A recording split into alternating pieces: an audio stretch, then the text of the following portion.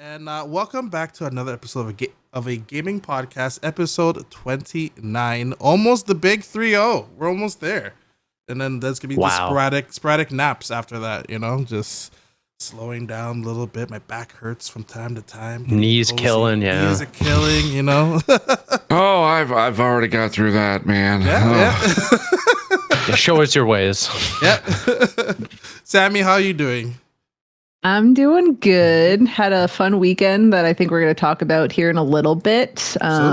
Just working, trying to play games where I can. I'm actually going through my backlog on Steam, which, no one ever does. So I'm slowly doing it.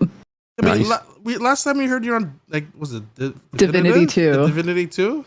Which came out I don't know, it's a backlog but also game.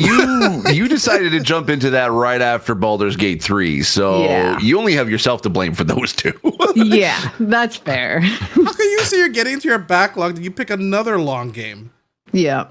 This time next year, I'll be done. It's fine. Yeah, that'll coast you all the way through 2024, and then you can start playing all the games you missed. Baldur's Gate or probably 4. Whatever the new DLC for Baldur's Gate 3 is going to be. Right, yeah, the expansion. Yeah. Steve, how are you doing? Steve Sailor.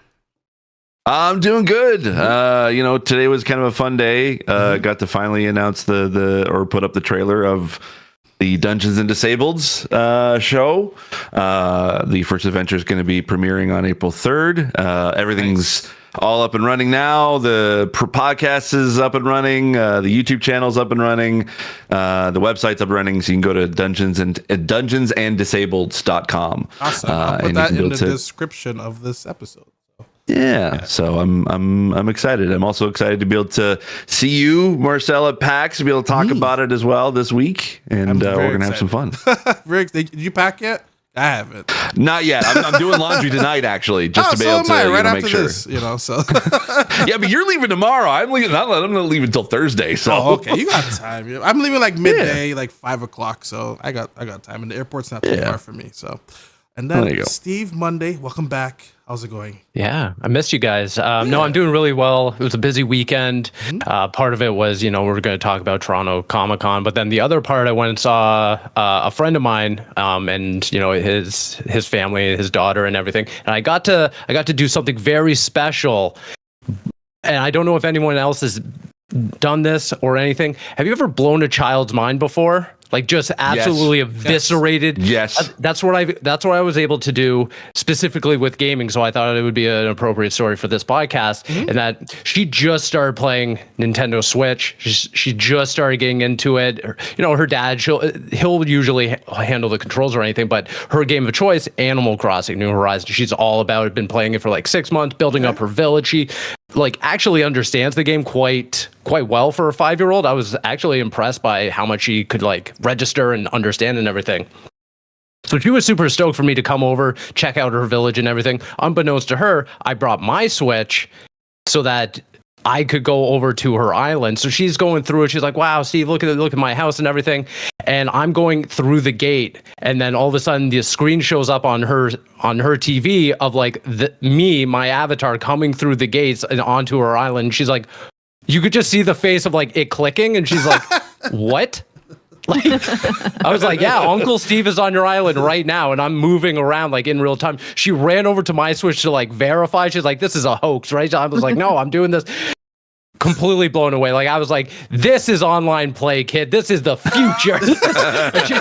she was all about it. So yeah, I was happy with that. I was like, I did that. That's awesome. You want to know what I used to blow the kids' minds with? Yeah. So this is early 2000s. This is actually the year after 9/11. I went to New York with my dad. We volunteered for this kids program that was running in New York City for underprivileged kids, and it was kind of bringing them into kind of doing sort of an after school sort of special kind of thing. Okay. But also it's just giving a reprieve for kids, of all the stuff they were kind of going on. So we would go and visit the kids and kind of bring them into this location, kind of do this really fun event where they do games and prizes and stuff like that, and concerts and stuff. But I was on the bus, and I used to kind of blow them away with doing this. So I would stick out my hands like this, and I would just be like, "Okay, you want to see my arm grow?" And then I would just do this, and then I'll let let my arm grow. And I'm like, oh no, I gotta fix it. Hold on.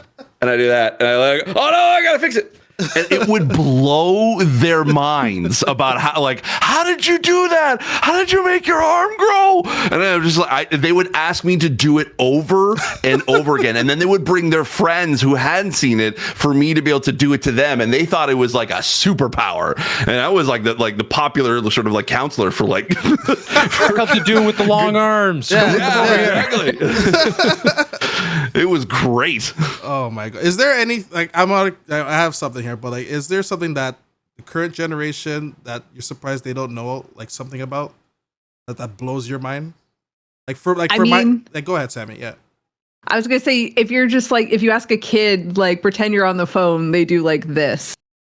Instead of this. Instead of the hand motion. So it's just like little things. I'm like, oh damn, we getting old. Yeah. Or you had to like the turn the dial. Yeah. Like for me, like, and you had to remember phone numbers. Oh yeah, 100. Or you had a book to write down the numbers and everything. Yeah. I remember I was watching a video just now, and the guy, like, he was reading a letter from someone who wrote something like a couple years ago. He's like, I can't read this. I don't know what language this is. And I'm like, dude, that's cursive writing. How do you He's like, I can't read. I don't know what this is. I'm like, it's cursive writing. She's like, oh, thankfully someone translated this. I'm like, translate? What? Oh, yeah. For me, sorry, Steve. I'll go quickly. For me, it's always, and this is going to resonate with a lot of Canadians, our Canadian audience and everything, but it's the fact that at a certain point when we grew up, TV just ended at like 3 in the morning. Yeah, they would just stop. 6 a.m. was national anthem. 6 a.m. and then you get the national anthem. If I was up at that time, for like there is like I would get hell from my parents if I was still up at like 3 a.m. But crazy time. Yeah. How many people here actually remember more than one phone number and it can't be your own? I remember me. Yeah.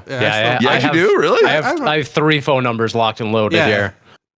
I don't remember any. I legit, like, I have no clue what any phone numbers are, like, of my family or anybody, like my closest friends. Nobody. It's just they're just a contact on my phone. 911 counts, right? I guess 911 does count. Yeah, that's true. That's a phone number. Yeah, there you go. I mean, but I don't memorize being like, okay, it's 416 whatever. Yeah. Like, I don't remember those numbers. Like, other than my own, that's the only one I can remember. Even that I'm struggling with. I'm like, I don't call myself. I'm like, wait, is this the number? Like, wait, this is my number. The amount of forms I've had to fill out with like putting in my phone number, it's like I've pretty much like that's locked into my head forever. And what about 439 Pizza Nova? That's got to be locked. 967-1111. Pizza Nova. Actually, I met the guy who wrote that song. Oh wow! Local celebrity. Yeah, he I can't remember his actual name, but we did like a thing for like a radio station because he had a bunch of other like hits in the 80s or whatever, but yeah, his most famous one was the Pizza Nova jingle, and we actually had him come in and talk about how we recorded it. It was pretty funny. Is that still like live? Like, do they still use that jingle? Oh, they still use it to this day. Apparently, it's on Spotify. Oh God, is it? That's what I'm reading right now. That's you know what dope. else is on Spotify? What's that? Get Connected for Free. That song. It's like 9, 6, 7, 11. The education connected. Hey. That song. The whole, like, if you remember that ad. So that's on Spotify I do. As well. The Education Connection commercial. Yeah. Oh God. Is that what it was? Yeah. That's on Spotify. Bring back jingles and marketing. Do my number one goal in life is to write a jingle for someone. Really? Yes. I'm not even saying that ironically or anything. I just have a fascination with jingles, and I would love to produce one. Oh, that'd be amazing. I was complaining the other day. I wanted like TV theme songs to come back. Do you remember? Like, there's some shows you're like, man, I remember the theme song. And you're like, you remember that show because of that theme song. Yeah, I think probably the one that stuck with me the most, or two. I mean, I think pretty much everyone here would know one, but the other one, no, they both know, but like maybe not the words to one. First one is Fresh Prince of Bel-Air. I think every single person knows, like in the world knows the lyrics of that. And then for me, it was always, it was kind of the Disney stuff, but it also was Where in the World's Carmen Sandiego. I mean, we get like do it. I hate that lady. She owes me $20. Where the hell is she, man? But also, I mean, I guess like you talk about memorable theme songs. X-Men '97. Yeah. Yeah. So one of the most iconic. Who was there? Who was there at the? I want to know Perfect details. Segue, What was the X-Men 90% panel was like? Let's go. Toronto Comic Con. What happened there? Spill the beans. You go first, Steve. Not much. Wait, not much as in you're not allowed to say, or not much as in you couldn't see anything? No, as much as I couldn't see anything, because Toronto Comic Con is always a chaotic mess, I guess. And what happened was we had the caboose. We were exchanging a plan and everything. We're like, okay, we're going to get into the screening, because they were screening the first 2 episodes of X-Men 97 on the Saturday, and on the tickets, on the website, everything, it's like 10 o'clock. So I was like, perfect. I mean, people are obviously going to line up before getting into the building and everything like that. But if we get there a little bit beforehand, hey, guess what? We're going to undoubtedly make it to the room, make it to the lineup, get in there, because I did hear from the movie podcast guys, seating is going to be limited. So I was like, let's plan ahead. What time does doors open? Out of curiosity, is it like 9 or? It was 10. Oh, okay, that's what they had it listed as for. But I mean, like Friday, for the general place, like the whole like Fan Expo at all. I think like it was 9? Was it 9 that like regular doors open that they let you into the building? I can't remember. I'm not sure, to be totally honest. So like it will suck that like if it's 10 and you go get in at 10. I'm like, well, wait a minute. Like, yeah, how am I going to match that? It was 10. And that's kind of what I assumed. I was like, okay, well, you kind of get in at 10 and everything. I got there at 9:30 and doors had already been open and the line was capped for the screening. I was like, oh, cool. No.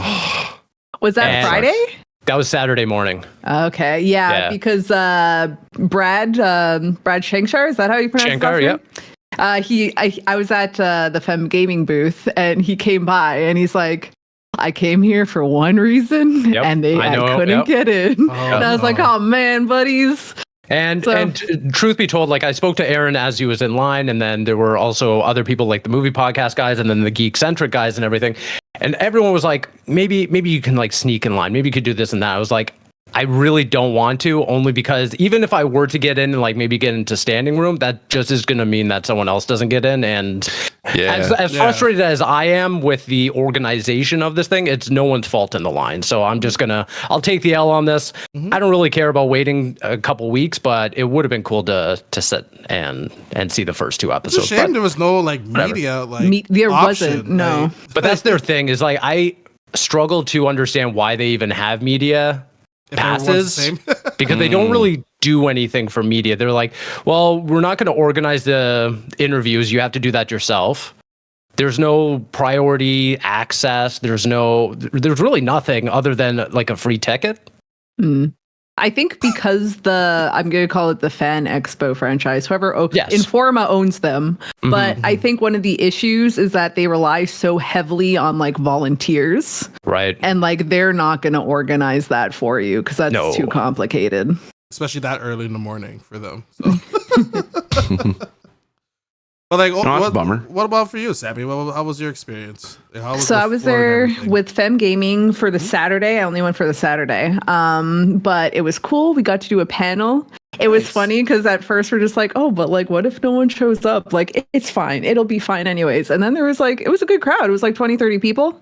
Got to talk about women in gaming, a little bit of cosplay, met some fun people. And I met Mona from Nanaland. Yes. Got to as well. Yep. Probably my highlight. Steve got the T-shirt. I'm very jealous. Nice. Oh, the Nirvana stuff. one. That looks really good. That looks cool. I kind of want one now. That was so perfect. You can't get that anywhere, huh? You can get it online, but shipping's just $15. So I should have. I was like, damn it, I should have got it there. Yeah, but they also have through sweaters. RetroKid, right? RetroKid, yeah. Which was amazing work. Oh, nice. There you go. Yeah. Nice.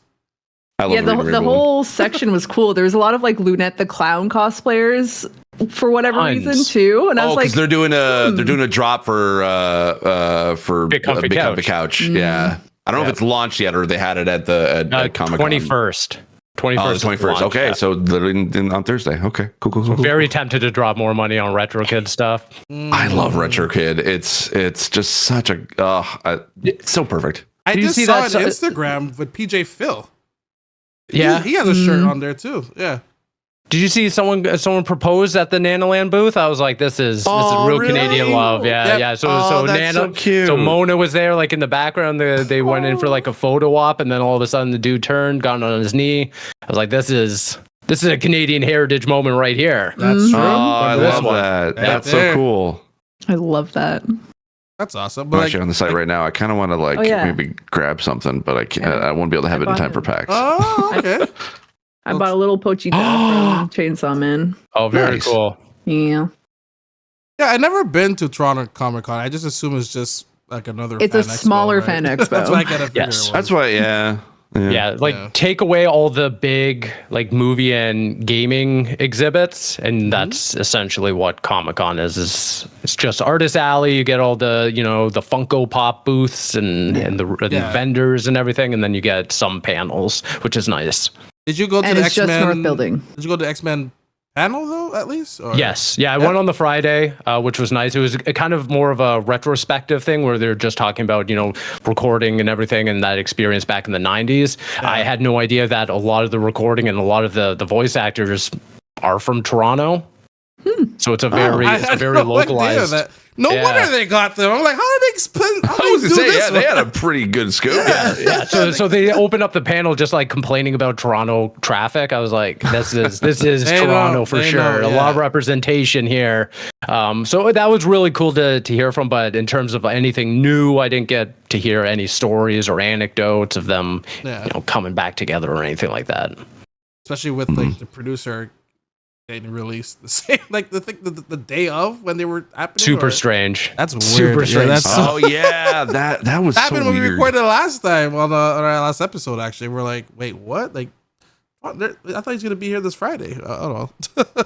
Not anymore. Not anymore. So, but that's cool, and I hope everyone who went there who had a good time, and make sure to check out your local Comic-Con festivities. I'm sure the next one is it's Fan Expo, I guess, right? Up in August. So yeah, looking forward to that. Hopefully they get a lot more vendors, because they really brought out all the stops last year. It was a really cool event. I'm hoping for more gaming stuff. That'll be great. Yes, right? Yes. That would be great. Yeah. But it seems like this Friday is going to be a very busy day because Princess Peach, Princess Peach was in Toronto too. She was up in Markham. I don't know if anyone of you went to go see that, but she was up in Markham. I got an email from Nintendo. I'm like, nope, I'm not going. Why would I go to Markham? Okay. That's another reason why. Markham is known as the Mushroom Kingdom, obviously. Yes, exactly. Now she's going to Vancouver, Princess Peach and everything. And then Horizon Forbidden West also comes on the 22nd for PC. But then, Steve, you tried out Dragon's Dogma, and you're able to talk about it a little bit. Steve, I am. Stevie, that is. Yeah.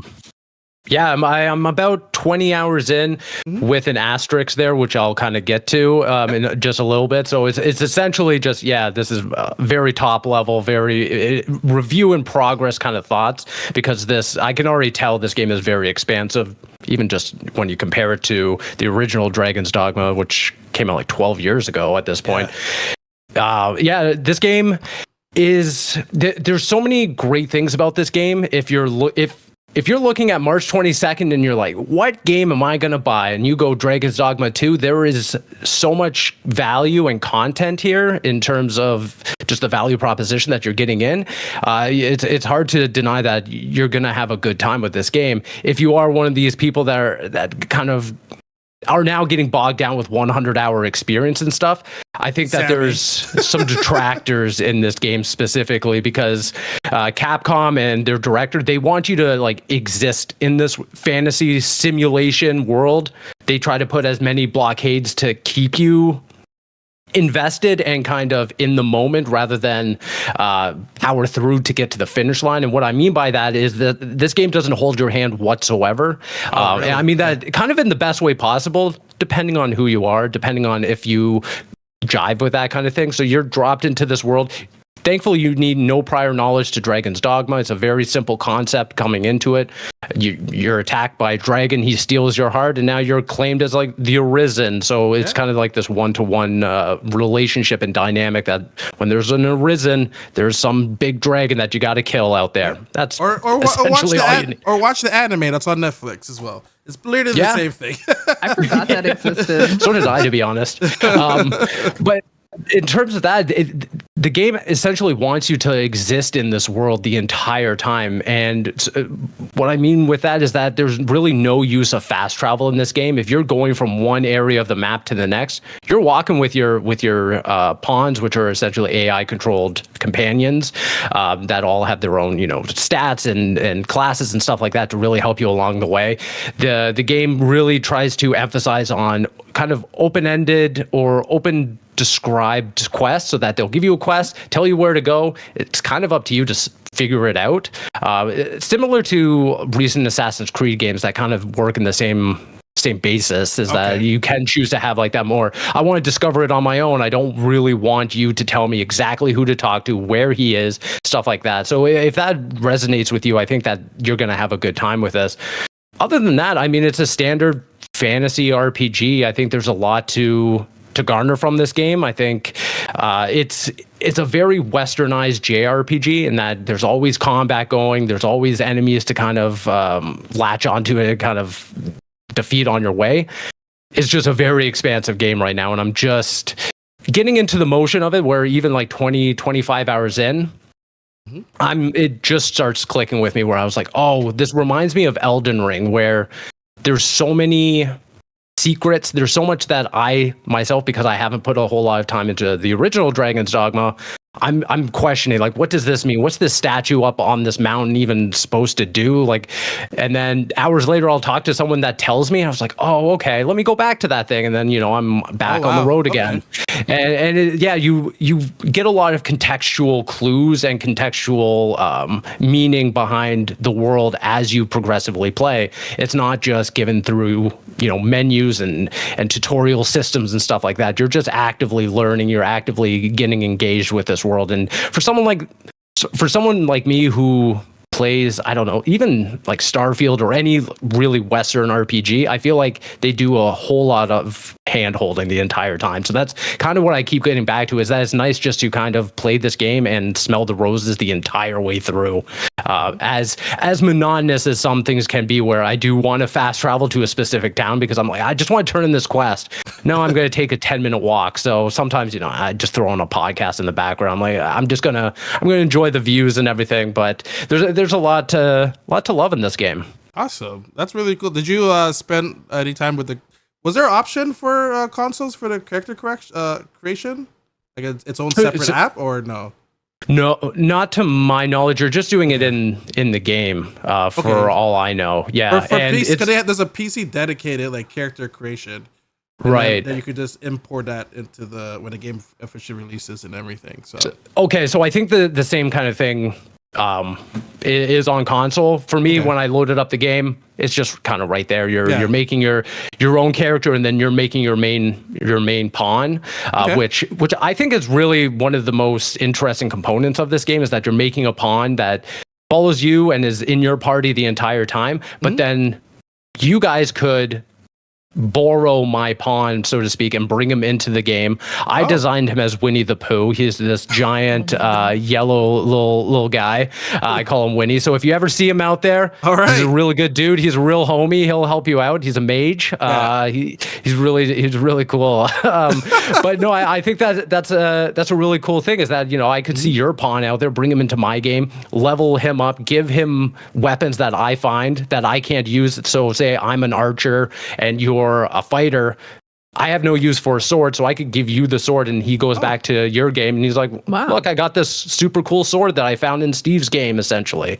So I think it's a really cool like community based thing. Yeah. Was it like, was I able to like join your quest? Like people were saying it's like there's an online element. Is that the only online element, or yes, can I come and join you? So it's more of like a passive online element. There's no multiplayer in it. So I'm in my own world. You're in yours. You're on your own quest and everything.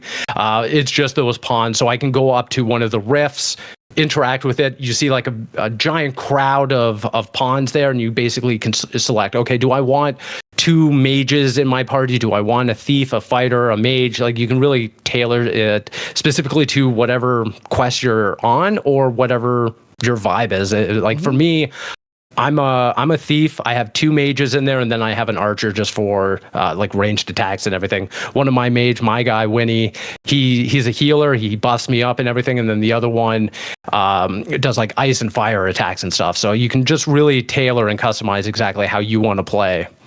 That's awesome. Does he take honey as a reward or no? No. When he's good, really cool thing, you give high fives to him after a nice battle. No way. yeah, you're like, hey, my guy. You like dab him up a little bit. It's really nice. That's really neat. Yeah, I can't wait to try that game. It's just that this is another 100-hour, 200-hour game. I'm like, where am I gonna fit this in here? It's a lot, and especially coming off of Rebirth, it's this first quarter of the year has been so much. The one detractor that I've experienced in this game, and I want to put this out as like a red alert for anyone jumping into this. This game has just dog water save systems, just the worst, the literal worst. So essentially, what will happen is if you get defeated and everything, you can load the last save, and you come back with a fraction of your health, like a fraction of your maximum health will be chipped off until you get back to a like camp Yeah, exactly. Yeah. So that penalty chips away every time you die, and if you're not able to get back to camp, that's very unfortunate, because that's just going to limit how much health you have until you can get back there. The other option you have is to load back at the last inn, or wherever you slept at an inn. Neither one tells you when the last time that was, and I had been certain that I slept at an inn. I know what an inn looks like. I know to talk to an innkeeper, say I want to sleep in this bed for $2,000 and sleep there. Lo and behold, I got to this area where I was just getting my teeth kicked in over and over. I was down to like a fraction of the health. My pawns were dead. I couldn't revive them. Nothing was going right. So I was like, listen, I know for a fact in my head, I slept at an inn probably 30 minutes ago. I'll take that penalty just to go back, reassess, go back. 6 hours. Oh no! 6 hours. Oh, no way. And guess what? When you load in, that overwrites your last save. So it's not even you can bump back and go back to your last save. Fuck! So you lost 6 hours of progress. I lost literally 6 hours of progress. That's not even hyperbole. That's not an exaggeration. I counted myself how much I had to go back through the game, skipping dialogue, just speed running. It was 6 hours to get back to the exact 6 hours moment. even with just speed running too. Yeah. Like that's my I'd turn God. off the game. I'd be like, I did. I went back to Rise of the Ronin for a little bit. I was like, I need to cool down right now because I am livid. So I would have been like, nope, that's it. I'm done. Not playing the game again. I'll declare it unaccessible and call him ableist. I'm just done. Capcom. I don't care. He's coming for you. No, so this is just a cautionary tale. Do not trust this system. I don't see the use of it. Like because it doesn't tell you, hey, your last save at the inn was on this date at this time. It doesn't give you that kind of context there. So I would just say don't use it at all. Just I don't see how it's a good system. And I think that really is the one thing that really detracted me from saying this game is like a must play, because I'm just sore. I'm just and you can't save at any given point? So you can, but it won't necessarily save you, say, if you're in like a combat scenario like I was, where it's like, I'm in the thick of it. I can't save my pawns. Die, then, okay. They're going to die if I just start running away. And then I don't know if I am able to get them back from going to the rifts. So I really wanted to secure my two pawns that I recruited from other players. So I was like, okay, I'll just go back to the end and lose half an hour. I don't really care about that. But lo and behold, Capcom had other plans for me. Hopefully that's like a day one patch scenario or something. All they need to do is just add a time and date. That's it. Yeah. Just so you get a little bit of a heads up. Or let you do that, but have the save file, like your last save, be a separate save state. Yeah. Just so you can be like, oh, okay, that's too far back. I don't want to do that. Load up, boom, you're there. Yeah. Or at least have multiple save slots at least. Something like that. Yeah, they need to fix that because I don't know. I was salty at that point. That's weird because it's like it's Capcom and they're not like they're not the easiest when it comes to save points, but at least it's a little bit more forgiving. I don't know. That's weird. That's really weird. So yeah. Hopefully that's fixed day one because that's gonna make a lot of people upset. So that's for sure. So let's move on to some PlayStation news. First of all, Hi-Fi Rush out today as of this recording. It is sitting at a 91 on Metacritic. I guess it gets a little bump up from the Xbox One. Apparently the controller feels really nice, a lot better with the whatever feature it is on the PlayStation controller is. But go pick that game up. Really good game. Make Xbox bring out more games out to other systems and everything. Do it right now. Pay for it right now. You know what? I kind of forgot that it was coming out today. Now anymore. Go pick it up. yeah, exactly. I was like, oh, okay, sure, yeah, all right, yay, Hi-Fi Rush on PS5. Steve, how was your Final Fantasy Rebirth? Like, quality wise, how did it look for you? Out of curiosity, there's a reason why I'm asking that. Pretty good in terms of visuals. Frame rate, not great. Yeah, not great at all, to be honest. Like even if you're playing on like the dedicated performance mode, I don't even think I got 60, to be honest. Oh really? Would this rumor of a PlayStation 5 Pro help you maybe a little bit? I think so. And apparently it is. This is a really strong rumor, and I love that a leaker is. If this guy leaks, it means it's happening. I just love like the world, like the news world we're in right now. Like, oh, he leaked it, guaranteed this is happening. Guaranteed. But here's some leak information document that is confirmed. Apparently, rendering at 45% faster than the PS5. Hopefully, it's also quieter. If not, it's going to be sounding like another jet plane. That's for sure. 2 times or 3 times the ray tracing. 4 times in some cases. They so 2 to 4. Yeah. All right. I don't know why did you write it that way? So silly. 33.5 teraflops. All right. PlayStation Spectral Super Resolution upscaling at anti-aliasing solution as well. Support resolution up to 8K. Now listen here. That's great and all, but I remember the PS5 was to do 8K as well. Yeah, I was about to say. And we could barely even get 4K 60 on the whatever. Okay, custom machine learning architecture, AI accelerators supporting 300 tops of 8 bits, computation, 67 teraflops of 16 bytes, floating points, and apparently that they're aiming for the holiday season, but hey, it could change. Maybe due to the leak. A good way to cover your bases, like hey. PlayStation might be coming with I'm gonna drop a leak right now. Nintendo's coming up with a new system sometime now between 2026. But it could change. But it could change. It could change due to this leak right now. Just letting you know right now. Don't quote me. But there's a new system, a little bit stronger. Mario might be on it, and Zelda, and another Mario Kart. There you go. But specs can change at any point. Don't even worry about it. Sure. Exactly. Yeah. Here's the thing. Okay. Tell me this the is now thing, Steve. 2 I'm ready now. New iterations of the PS5 in less than 4 years. Yeah.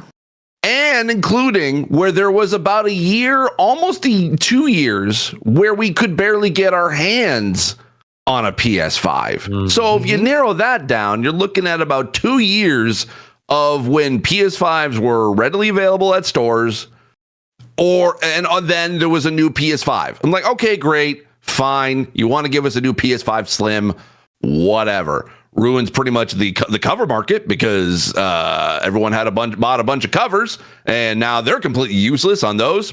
Okay, fine, whatever. PS5, Sony's going to do what Sony's going to do. And then this of a PS5 Pro, when it's supposed to be giving specs that the PS5 currently should be able to do, but just because they can be able to make it 45% faster they're going to, put it out, slap a new sticker on it, call it PS5 Pro, put it out the door, in basically the equivalent of 2 years of the PS5 being on officially fully on the market. Who the frick needs a PS5 Pro, man?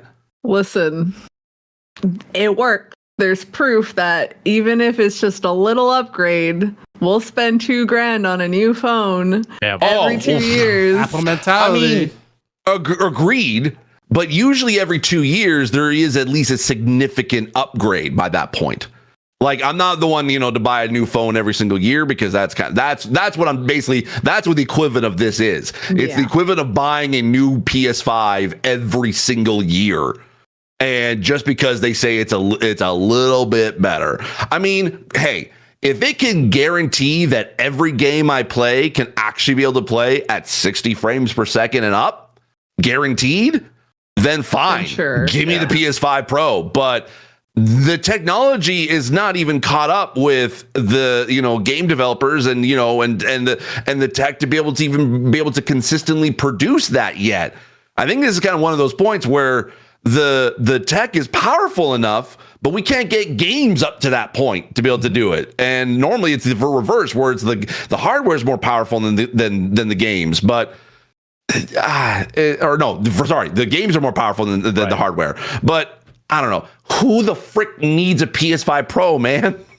Well, I totally get where you're coming from, and I don't necessarily disagree with any of it. My disappointment and my frustration isn't that there's a PS5 Pro that's coming out. It's that the PS5 overpromised everything. And same with the Xbox. I'm not even throwing shade at Sony. I think both Microsoft and PlayStation kind of overpromised and underdelivered exactly what the new next gen experience was. I think largely it was all held back by, this cross-gen support, this need to not abandon the last generation. But now that we're getting to the point where games are now just dedicated to PS5 or Xbox Series X and S, now we're seeing, okay, what can these consoles really tap out at? And I think really we're seeing it right now, 2 years into your point, Steve, where it is 2 years of dedicated support. We're seeing games like, Fallen Order tap out. We're seeing games like Rebirth even just tap out in terms of its frames or fidelity and stuff like that. So I'm not really mad that there's a PS5, because to be honest, I think that as soon as a game like Grand Theft Auto 6 comes out, we're all gonna be like, yeah, let's get it on the better system, because we need it to just not burn down our house. That's the big thing, is I don't want my PlayStation to sound like a jet engine anymore. My PlayStation 4 that I got day one lasted all the way through until Last of Us Part 2 and Ghost of Tsushima. That's when I was like, I'm in danger playing these games. I feel like I am on the cutting edge of this causing an electrical fire. But to your point, Steve, 4 years in, I've had the PlayStation 5 since day one, and I'm playing games. I'm like, this is way too loud. This is way too loud for my liking. So if we get some sort of big boy upgrade here, maybe I'm a sucker, but I'll buy it. That PS5, I was going to say that PS5 box is a damn lie. It says 8K, 4K, 120 HDR. And you can barely even get 60 frames, maybe even barely get 30 frames on Final Fantasy Rebirth. It's perfect for me because I got a PS4 Slim. So that'll be a mighty upgrade for me. Yeah. I mean, I'm looking at the timeline of the PS4 right now, just to kind of see okay, when did they go from the original PS4 to the PS4 Pro? And this does line up with their timeline. They released the PS4 in November of 2013, and it wasn't until September of 2016 that they released the PS4 Pro. But I think that the difference between the two is that the PS4 was barely more powerful than the PS3, and they just kept reiterating it to kind of make it more powerful to keep up with the games that it was being released. I mean, there was a 7-year gap between the PS4 Pro to when the PS5 officially launched. But essentially, it just seems like the timeline's much quicker now, because like I said, it took a year and a half for PS5 to actually be on store shelves, and it just seems that every year there's now been a new PS5. And it's not that much different. I mean, like if it was like as you guys said, if it was significantly different than what the PS5 launch was, I would consider buying it. But right now, I have to launch PS5. I have no interest in upgrading it anytime soon, except maybe getting a new SSD to be able to put into it. To give myself extra storage. That's probably the only thing I would want to be able to upgrade it for, but I have no interest to get the PS5 Slim or the PS5 Pro. And I know you said GTA 6. Yeah, I probably will, push the console to its limit. But I mean, right now I'm not hearing a jet engine in my PS5, and I don't think one game is going to do that for me unless it's just severely under optimized. GTA 6 will be that game. Your system's going to be levitating. That's a very poor development architecture. If that's the one game that is like, oh, we're heating up all our thermals, we need to basically turn on all the fans. If it does that, I'm sorry, that's the problem with the game, not the PS5. But I think there's also like a lot of assumptions just being made like across the board, like in terms of the industry when looking at this. We really just don't know what a lot of these buzzwords really amount to, the PSSR, the upscaling, or all the teraflops, so many flops in here. But really, I do think that there is a real meaning behind, okay, so if this comes out holiday 2024, that aligns with PlayStation's whole, we're not putting first-party games out until next year in 2025. Well, why would that be?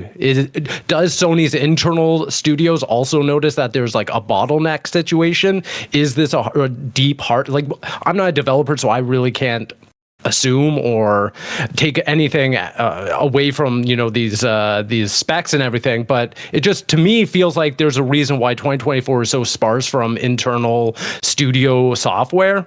Yeah. And then there's a pro model coming out to theoretically solve all the problems, open up the floodgates to, a potential Ghost of Tsushima 2 or what have you. I think the timing of it all is very suspicious. Not suspicious. Maybe it's just it all aligns in a very practical way for Sony. Yeah.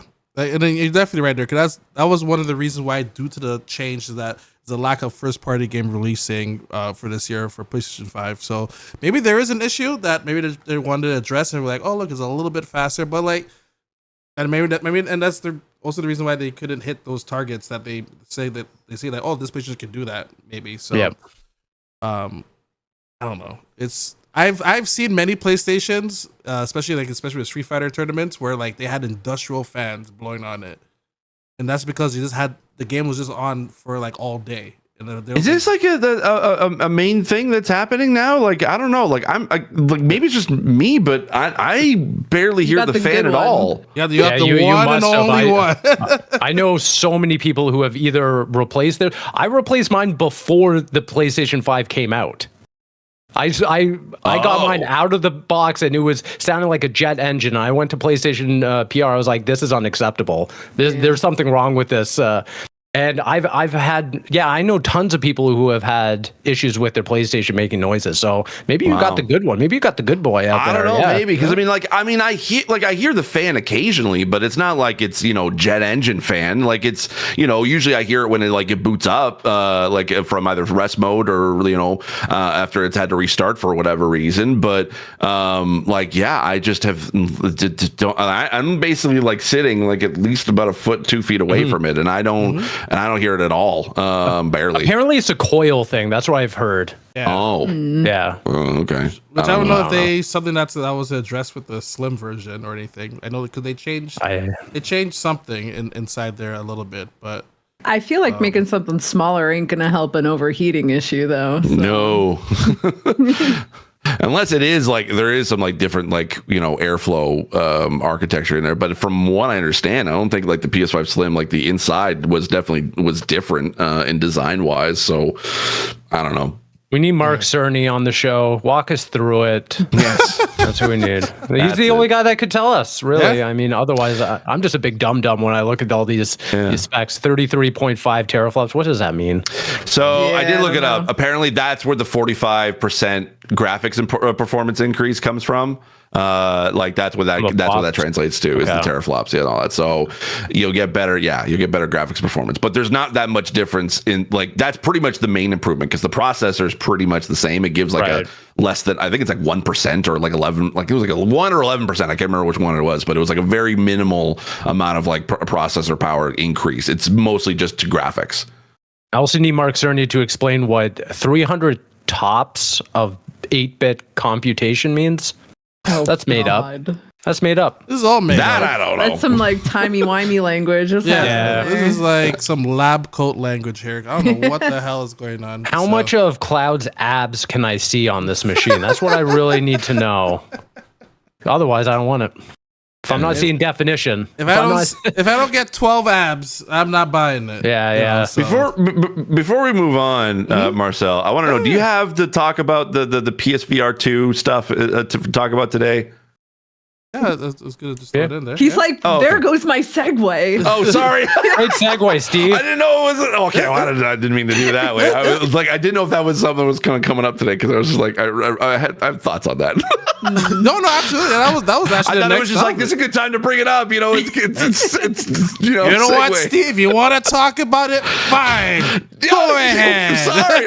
No, man. You want to PS5 Pro, please. No. Please. I'm done with the PS5 Pro. Like this, it's all. I have one last thing. Yeah, no, okay, yeah. I have one last thing. I mean, we can arrive here at Speculation Station. What's this bad boy going to cost? $1,000. What's the slim going? I looked it up. It's $550 for the digital version. It's gonna be like 800. 800. It's $650 for the disc version of the PS5 Slim. And this is GameSpot numbers. I'll say it'll be with $1,000. No, I'm gonna say 800. I'm gonna say probably the top end 650. So $5 USD. Yeah. But you know. I was gonna say if it's able to do all of this and it comes with a disk drive, $699 is absolute top of the line that Sony can do. If they go any higher, they are out of their minds. I mean, everything else has to go down in price then. You would hope. You would assume. Yeah, maybe they do like a $599 and then reduce Slim. That would make more sense. Yeah. Maybe. Drop $50 off. Oh, actually, the $50 off. Yeah, from the disc version to $599, and then maybe just launch at $599. Yep. Yeah, and then the digital PS5 at like $499. The Slim right now it's $650. Yeah, that's for the disc version. Yeah. $650. Yeah. So I just don't think that Sony can get away with doing like 700 and above consoles. That's what killed them with the PlayStation 3 initially. Was how much more expensive it was, and I don't know. I don't think the world's ready for that. It's Sony, and they want their money. That's where they're that's their strategy right now. They're not they don't have the games to be able to coming out at a rate that it's not like we're gonna get like a Spider-Man 2 every year now. I mean, the biggest game for them this year supposedly is gonna probably be Final Fantasy VII Rebirth, and that's not their game. It's an exclusive, but it's not their game, and so if we're not gonna get any exclusives this year. I don't think they need this year. I think that they need to come out in holiday and say, hey, listen, you love PlayStation so much, get a PlayStation 5 Pro, and here are all our studios, and they're ready for you, baby. And it goes to Tsushima in the spring. It's I would love that for sure. I think that's the play, 100%. There's no reason otherwise to be quiet. Why would you ruin your fiscal 2024 for a really good 2025? Because if the games can't run like that, to me doesn't make sense though. Yeah. But are these games ready early 2025? So it will still be part of the 2024. I mean, you could be March. Anything before March, but they've already said that they're not doing anything until after March. What the hell? So they're going to take a loss on 2024, and that's exactly what's going to happen. Like it's. I also think that it's not a coincidence that even Kojima is not releasing Death Stranding until 2025. To me, it's all lining up of like everyone's on ice, everyone's waiting for better hardware for a reason. That's the only thing that makes sense. I don't know. I mean, I could see that for sure. I mean, we've had that many discussions about Nintendo. Like that makes sense. Have a good lineup, have a good amount of consoles available at launch because like Nintendo knows it's going to be a hit. But Sony, that's a poor design. Then. I don't think that they're. I mean, as much as they say player focused, whatever. Like we're doing this for the players. I don't they still have to make money. And I don't think that they're going to sacrifice a bad 2024 just so they can have an amazing 2025. Like they screwed up point blank. The fact that there is no big, huge exclusives. And I'm here's the thing. I'm, even on the exclusive side of the conversation, I'm all for, games to as many consoles and as many platforms as possible. But we're not Sony's playbook is not in that realm yet. It's still in we have exclusives. We have these games that are you can only play on PlayStation 5 and they do it they're still in the console, regular 7-year cycle. And the fact that they don't have a premium first party launch title or first party title for 2024, they screwed up somewhere, or things got so badly delayed that they're going to have to take a loss on this 2024. And I don't know if releasing a PS5 Pro is going to do it for them because they don't have the games they're going to be able to take advantage of that PS5 Pro that we know of. Sure. I mean, I will say this with a caveat of. Could be, some fun announcements around June. Sure, usually, whatever showcase they decide to put out at that point. But right now, we don't know. The biggest hit is Final Fantasy. That's it.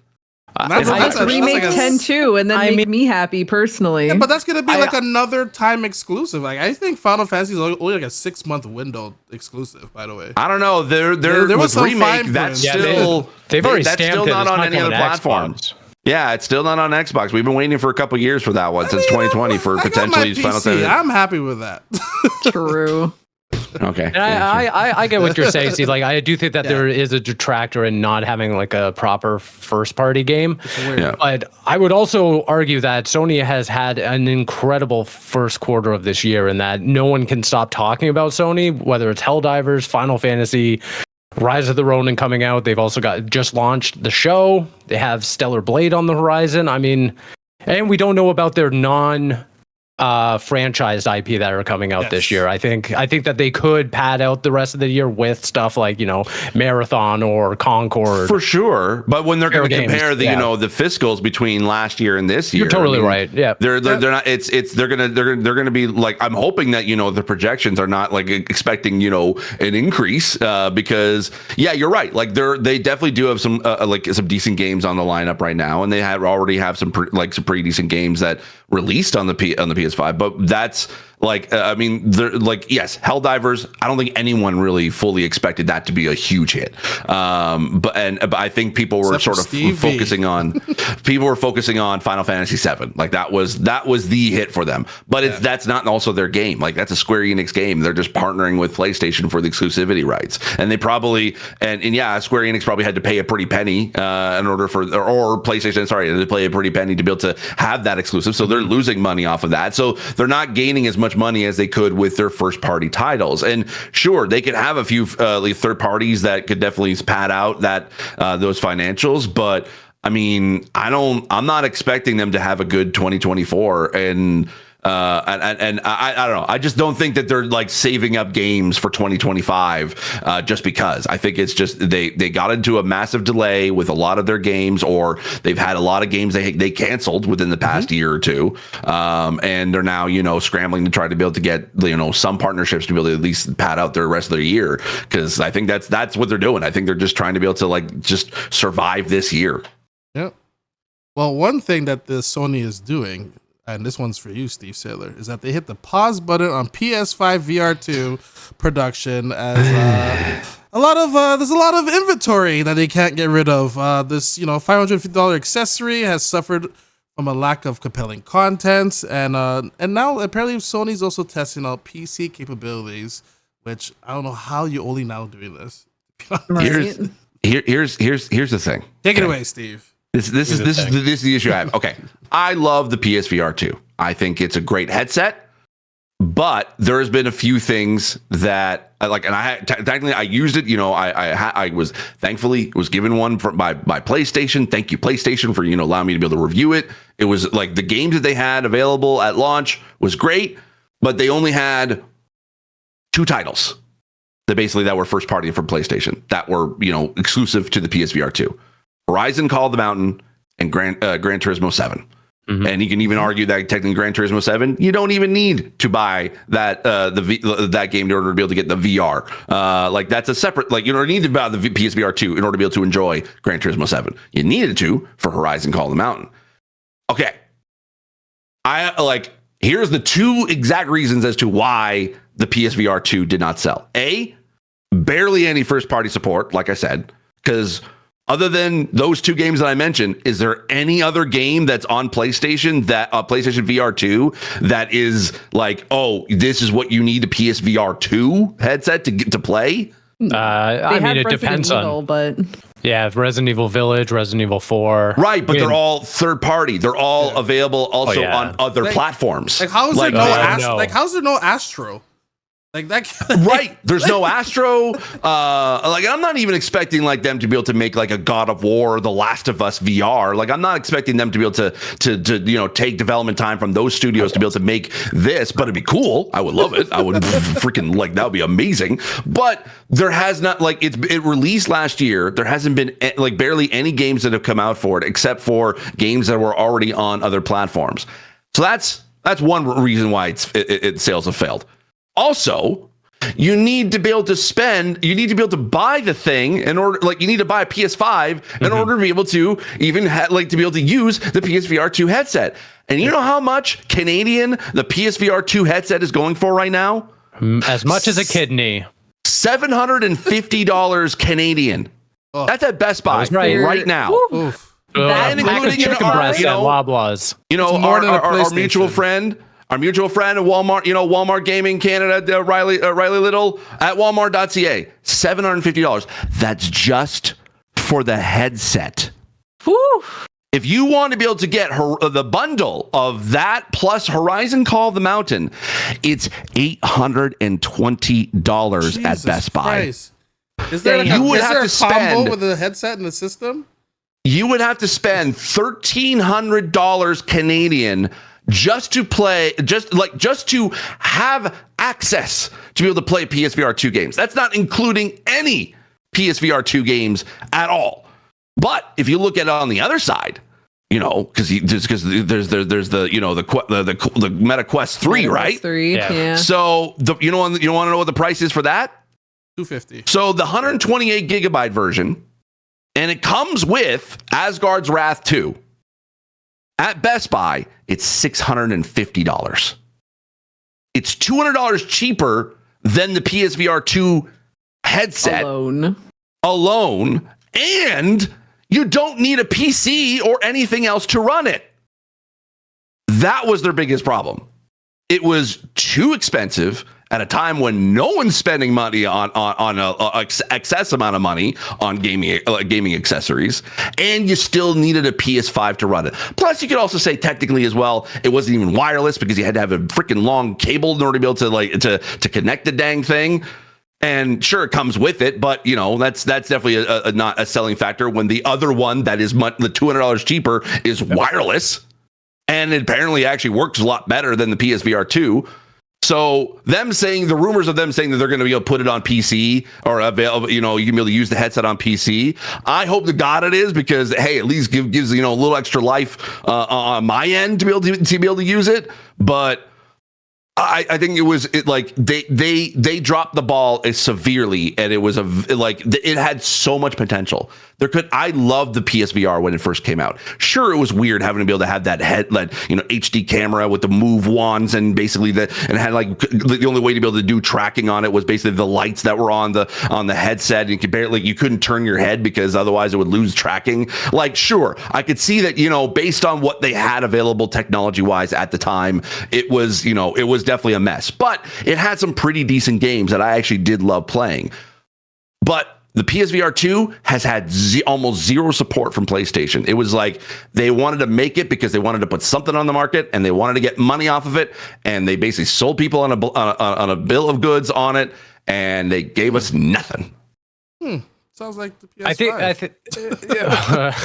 I think a little bit of a contextual note there is that the development for PSVR 2 happened immediately after the initial release of PSVR 1, which happened in like a totally different, like two different eras now that when we started looking at PlayStation. So it's just kind of funny to see how much of like a strategic shift Sony has had since like the Sean Layden days, who essentially greenlit this whole project of like, okay, now we're going to figure out how to make it better and everything. Right. And then, obviously, but here's the thing, Jim Ryan stepped in and we're seeing it right now with all the layoffs. Like they closed London studio, which had a direct impact on PSVR. There, layoffs hit Firespray 2, which developed, Horizon Call of the Mountain. So it really does seem that during the Jim Ryan era, they were like, we don't care about this. It's a passion project. Get it out there. We'll make a quick buck off of it, and then. I wonder if it was sort of like they just had like so much animosity towards Sean Layden that they were like, we're going to cancel all his projects, or like, let it die. I don't know if that's like, there's no substantiated or like any information about that, but it's like, you start to kind of speculate because it's like, you're right, because it was Sean Layden's project. But here's the thing, even too, like when the PSVR came out, this is pre, Meta Quest or Oculus Quest at the time. And at the time, it was the cheapest VR headset to get. It was the most consumer level access you can be able to get for VR because a lot of people, had PlayStation 4s, and all you really needed was, if you get the full bundle, it's a little bit expensive, like a couple $100s, but at the time it was the cheapest option. And in a period where now we have stuff like where VR has technology has kind of grown so much, and like where MetaQuest is basically just running circles around every other VR headset that's out there, including the PSVR 2. It just baffles my mind that they let this thing go out there, and people had to buy it and people played it and they basically got nothing else for it. It was a waste of money for them. Sure, I'm certain there's people that like absolutely loved it and bought a lot of games for it, and if that was their entry into VR and that they played so many amazing games that are on there, great. But it was like that's basically an FU to the consumer, I think.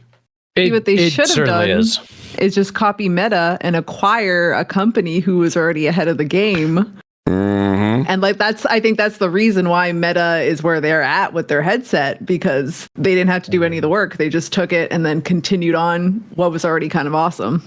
I mean, they kind of did. Insomniac Games was making VR games for Meta.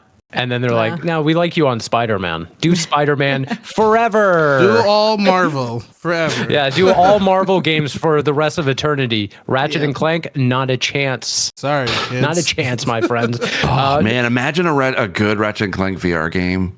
But I think that's really the thing, is that we can keep coming back to, is that at a certain point they saw the investment. They saw, hey, if we pile a whole bunch of money into the tech, the DualSense integrations, the comfort of it. I mean, I have one. Again, PlayStation provided me one. I didn't have to pay for one, so take that as you will. I still find the PSVR 2 my preferred VR headset. Yeah, same. Without the the constrictions of a wire, but I think it's the most comfortable. I think it's the most advanced in terms of resolution. So the tech itself and everything was, in my opinion, worth the investment. But I do think that once the baton was passed from Sean Layden to Jim Ryan, he said, no, we cannot invest any more into these studios. We cannot invest any more into these projects, aside from what's already too far into development, which, in my opinion, just on how we see it now, with the headset itself, I think that Jim Ryan already saw, hey, we can't cancel this. We put too much money into it. Yeah. I can't cancel Horizon. We're too far into it. Everything else, stop it. Pull the plug. We got to start investing into the console specific stuff. It's similar to kind of like PlayStation Portal, where at a certain point, I'm sure Jim Ryan looked at that and was like, just put it on store shelves. I don't care about it. Like we have to just concentrate on the core experience. And everything else can be either a net loss or a net balance. And I think PSVR 2 is kind of that thing where I think, they definitely had the third party support. You see that from Capcom specifically, the amount of just innovation that you see, whether it's from Resident Evil Village or Resident Evil 4 VR. Both of those are incredible experiences. They've also, had an unwieldy support from like the indie studios and everything like that. But it does come down to the fact that, we don't have a God of War throw the Leviathan axe simulator. How do we go through an entire VR generation without that? That's the easiest W ever. Yeah. I know that there are some like logistics and gyroscopic issues with making like a Spider-Man VR. You have Insomniac. You stole Insomniac. Like there was so little money that you guys had to put out for Insomniac games, and then you just relegate them to making core, which I understand. Don't get me wrong, but even a small team to just make a Spider-Man VR thing. I'm blanking on the name, but the studio that they partnered with to make Iron Man VR, where's a follow-up to that? That game was brilliant. That game made you feel like Iron Man. There's so many... It's out on the PSVR 2, and it's also out on MetaQuest 3. Like, no, I'm just saying, like, where's the follow-up? Like, right? Do something else. Yeah. Make Thor. Make Thor throw the Mjolnir. Do whatever. I don't care. Doctor Strange. Like, you can, if you want to go in with Sony or with Disney into all these properties, why not partner with that? Like, I just don't understand. There's so much untapped simulator potential. Game or something. Right? Not just swinging around New York as Spider-Man. Shooting webs at enemies. You don't even have to swing around, because I'm sure that would make me throw up immediately. Most likely, but you could do something fun with it. I just don't understand. Or I'm even just going back to the original PSVR. I mean, you had the entirety of Borderlands 2 in VR.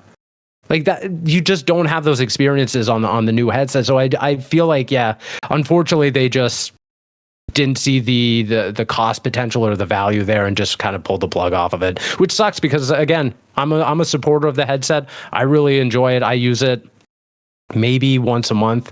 Beat Saber is still my number one go-to.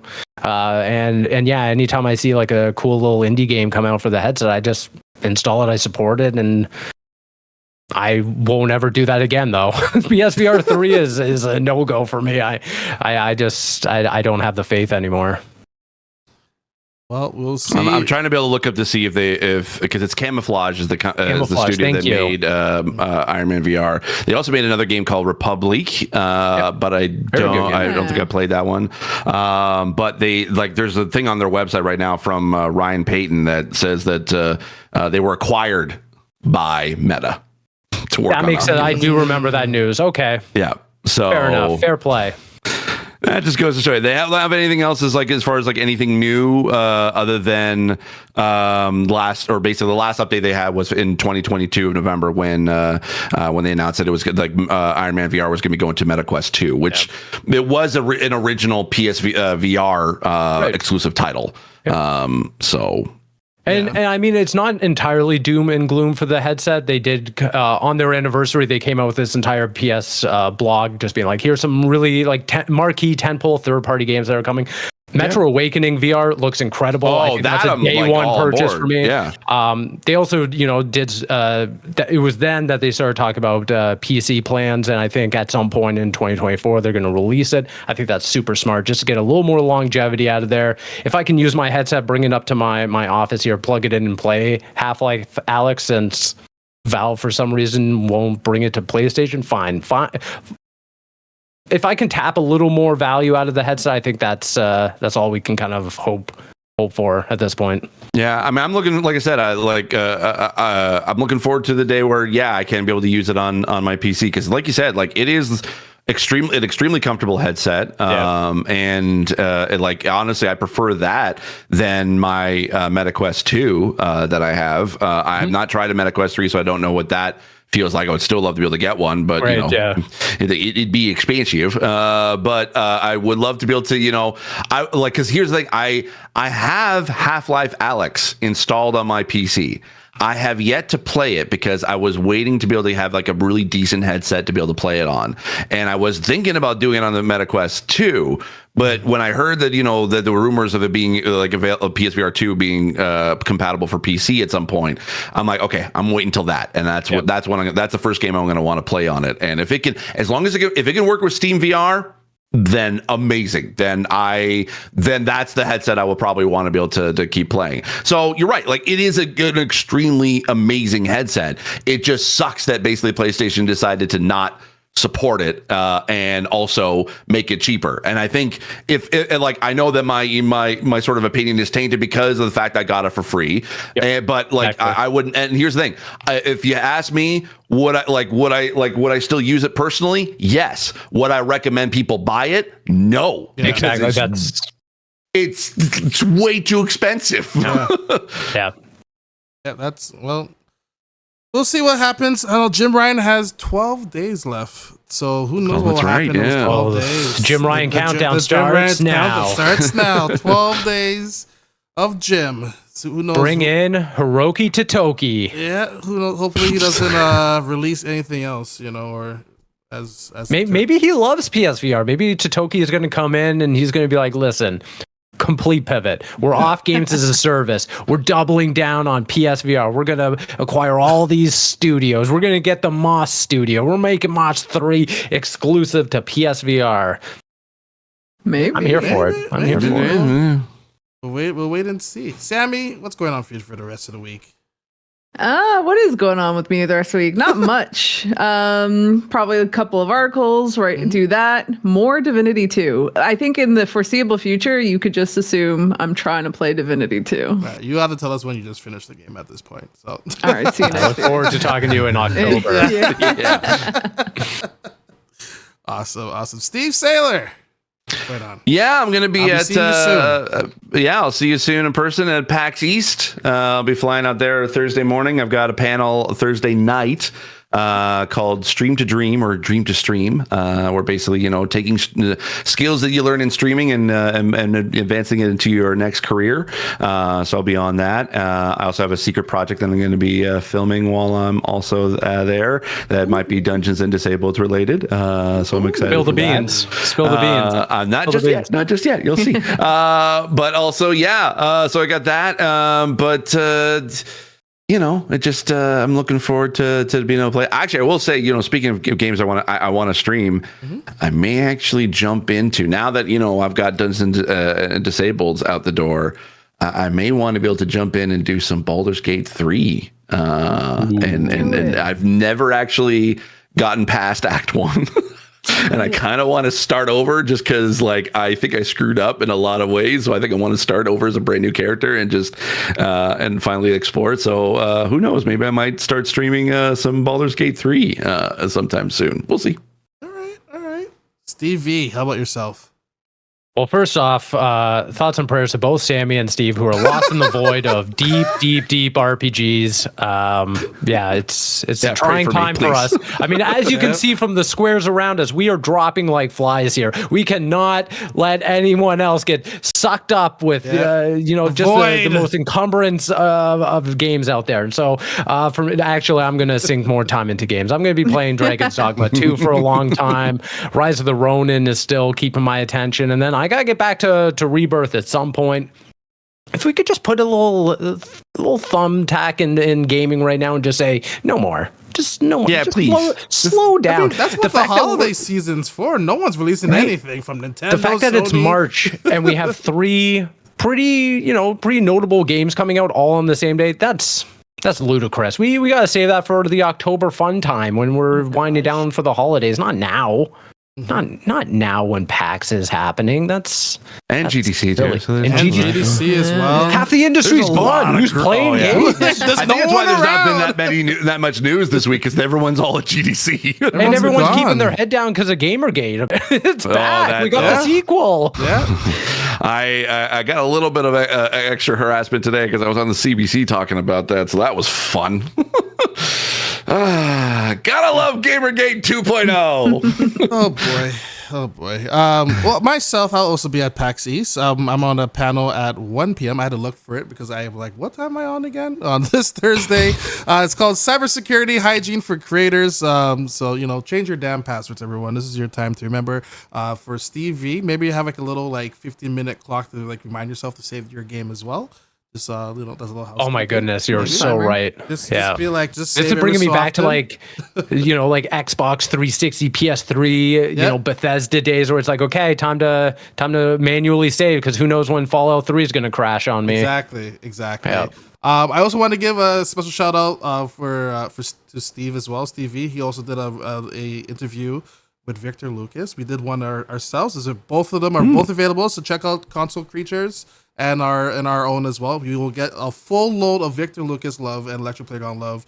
I can honestly talk to that man for hours. I'm gonna be same. Yeah, he's a wonderfully humble and sweet man. What an inspiration! But I'm looking forward to the return of EP coming on March live streaming 23rd. on YouTube. Yep, I'm going to be there in the chat when it premieres. I can't wait.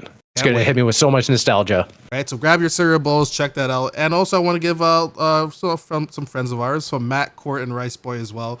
Console Creatures also released. Well, since it's like a PlayStation episode, let's just include them in as well. PlayStation Generation is going to be available on the 25th as well. So I'm not playing any games this week. I'm going to PAX East. Gaming can pause for a little bit. So that'd be great. Please. That could be booting up Balatro on the way there. You don't want that game to consume your life. I see many of my friends. I'm losing many friends out there. I'm still here. Steve, are you doing it? Downloaded it yesterday. I heard the little Nintendo sound. Oh my god! I have not played it yet, but it's there. It's available. I also have Super Mario Wonder in there too. So you can delete that one though. It's not going to have your attention. Balatro. Did you just say out loud? Delete Super Mario Wonder. No, I'm saying that Balatro is such a time, like it's so addictive and so move it down in the category list. Yeah, well, once it gets into your brain, it festers, and all you can think about is cards and the jester cards, and you're gone. You're a husk of a man. All you're doing is playing roguelike poker for the rest of eternity. He's gonna miss his panel due to this game. He is. It's a spooky game. Is it really? Well, spooky is in terms of how much time it will take away from you. It's not scary. Okay. Because I was debating on like which console to be able to take with me on like to PAX East, to play on the plane and stuff like that. And I was thinking of between like the ROG Ally, which is my favorite gaming handheld, which I guess shout out to Riley because it's now going to be available at Walmart Canada. You can be able to buy it there. But I was like, it was either that or the Switch. And once I saw that like Balatro was like $20 on the eShop, I was like, okay, it's time. It's time. It's a wonderful game made by one person. Just sold 1 million copies. I think. Is it really one person? One person made this. I always love those I had no idea. Yeah. Damn. It's a genius game. I really do encourage people to go out and support it. I think it's such a revolutionary kind of roguelite game. Wow, I'm actually kind of glad that I paid for it, even if I never play it. I'm just glad to support like the fact that it was one developer and it already sold 1 million copies. Like that's huge. That's wild. It's a sleeper hit for sure. Yeah. Wow, that's awesome. I'm gonna support when I come back after. I don't want to get all right, Marcel. I got work to do. Nintendo just announced they're there now secretly, which is crazy to me. Blows my mind.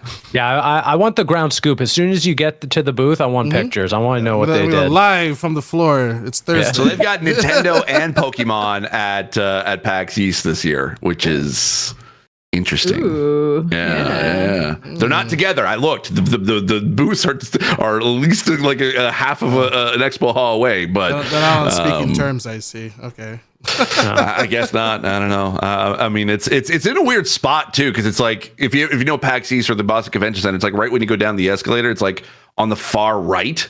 Oh. And normally, like, there's not like a lot of like big, huge booths that are there. Normally, it's like reserved for like the big, huge studio in front. But I guess Nintendo got in late because, they're going to be there. Did you get an invite for anything, Marcel, for that? Nothing. The only thing I got is for Dare Drop. That's it.